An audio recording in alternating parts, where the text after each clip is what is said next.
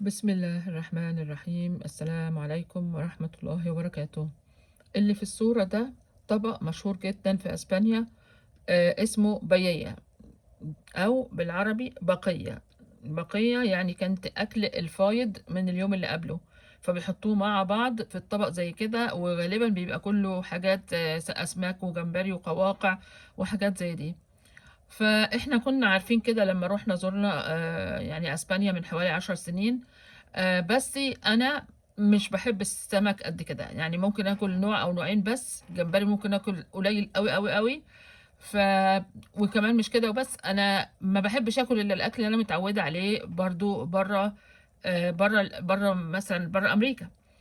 فالمهم الاولاد عندي كلوا من قلت لهم انتوا حرين يعني، كلوا منها زي ما انتوا عايزين. وطبعا من الحظ يعني ان كانوا كل الناس عرب، اللي هم اصحاب المطاعم دول، فكانت حاجه كويسه. والراجل قال ما تاكلوش كذا وكلوا كذا وخلوا بالكم من كذا، فخلاص قعدوا وكلوا.